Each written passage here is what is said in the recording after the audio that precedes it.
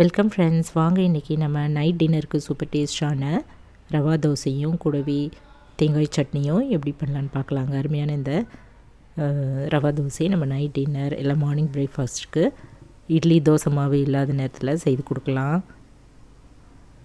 Super டேஸ்டான இந்த ரவா தோசை மைதா இல்லாமல் செய்திருந்தேங்க. அருமையான இந்த டிஃபன் ரெசிபி எப்படி செய்யலான்னு பார்க்கலாம்.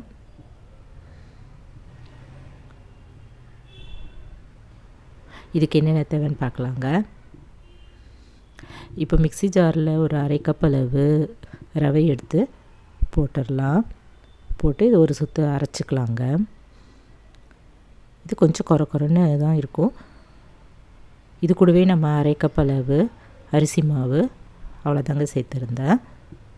இப்போ இது ஒரு ஸ்பூன் அளவு உப்பு சேர்த்துட்டு இதுக்கு தேவையான தண்ணி ஊற்றி நல்லா கலந்து ஊற வச்சுக்கலாம். இப்போ நைட்டு நம்ம தோசை சுடுறதா இருந்தால் மத்தியானமே இது கரைச்சி எடுத்து வச்சிடலாங்க,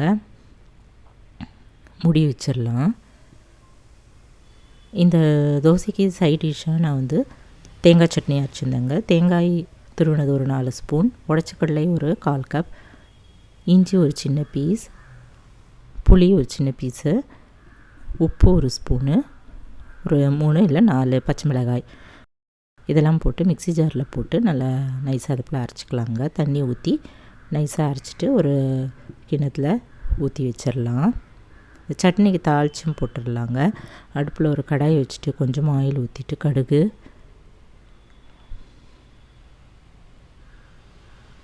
உளுத்தம்பருப்பு அரை டீஸ்பூன், கடலைப்பருப்பு அரை டீஸ்பூன், பெருங்காயம், 2 வரமிளகாய் இதெல்லாம் போட்டுட்டு வறுத்துக்கலாம். கருவேப்பிலையும் போட்டுட்டு நம்ம இந்த சட்னி மேலே ஊற்றிடலாங்க. நல்லா டேஸ்டான தேங்காய் சட்னி இந்த போல் தயார் பண்ணி எடுத்து வச்சிடலாம்.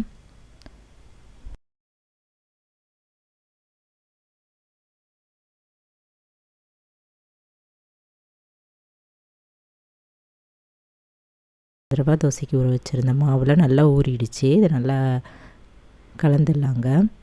தண்ணி தேவைப்பட்டதுனா கூட நல்லா ஊற்றிட்டு கரைச்சிக்கலாம். இந்த ரவா தோசைக்கு ஒரு பெரிய வெங்காயம், பச்சை மிளகாய் 1, கருவேப்பிலை, கொத்தமல்லி இதெல்லாம் பொடியாக அரிஞ்சு எடுத்து வச்சிடலாம். இதையும் நம்ம தாளிச்சிக்கலாங்க. அடுப்பில் கடாயில் கொஞ்சமாக எண்ணெய் ஊற்றிட்டு வெங்காயம் போட்டு வதக்கிட்டு பச்சை மிளகாய், கருவேப்பிலை, கொத்தமல்லி இதெல்லாம் போட்டு வதக்கிட்டு ஸ்டவ் ஆஃப் பண்ணிவிட்டு இறக்கி வச்சிடலாம். இப்போ இந்த மாவில் நம்ம கொஞ்சமாக ஒரு 1/4 டீஸ்பூன் அளவு பெருங்காயத்தூள் சேர்த்துக்கலாங்க. பொடித்த மிளகு ஜீரகம் ஒரு அரை டீஸ்பூன் அளவு போட்டுக்கலாம்.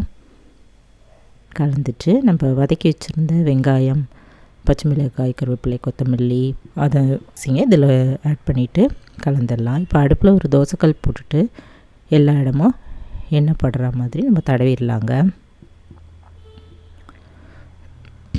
கல் நல்லா காஞ்ச பிறகு இப்படி சுற்றிலே இப்படியே ஊற்றிடலாங்க. வெளியிலேருந்து அப்படியே உள்ளுக்கு அப்படியே ஊற்றிட்டு கல் நல்லா காயணும். அது பிறகு நம்ம இந்த தோசை ஊற்ற ஆரம்பிக்கலாம். சுற்றிலும் எண்ணெய் ஊற்றிட்டு நல்லா 3 நிமிஷம் வரைக்கும் வெயிட் பண்ணலாங்க. ஸ்டவ் ஹையிலே இருக்கட்டும். நல்லா ஒரு பக்கம் நல்லா வெந்த பிறகு திருப்பி போட்டுக்கலாம்.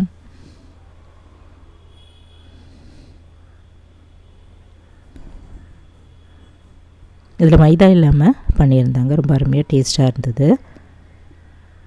திருப்பி போட்டு இந்த பக்கம் எண்ணெய் ஊற்றிட்டு 2 பக்கமும் நல்லா வெந்ததோ செவந்ததோ நம்ம தட்டில் எடுத்து வச்சிடலாம். டேஸ்டான ரவா தோசை ரெடி ஆயிடுச்சுங்க. இதே போல் நம்ம எல்லா தோசையும் ஊற்றிக்கலாம்.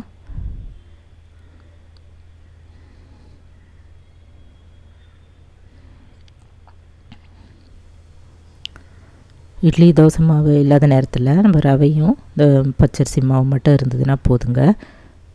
நல்லா ஊற வச்சு நம்ம இது போல் சுட்டு எடுக்கலாம்.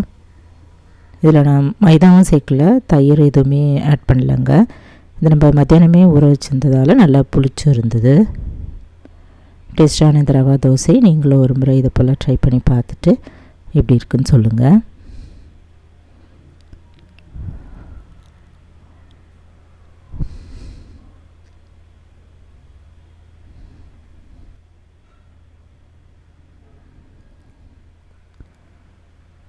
இந்த வீடியோ பிடிச்சதுன்னா என்னுடைய சேனலான குக்கிங் வித் சித்ரா அன்பு சேனலை சப்ஸ்கிரைப் பண்ணிக்கோங்க. தேங்க்ஸ் ஃபார் வாட்சிங். நம்ம அடுத்த வீடியோவில் பார்க்கலாம். நன்றி, வணக்கம்.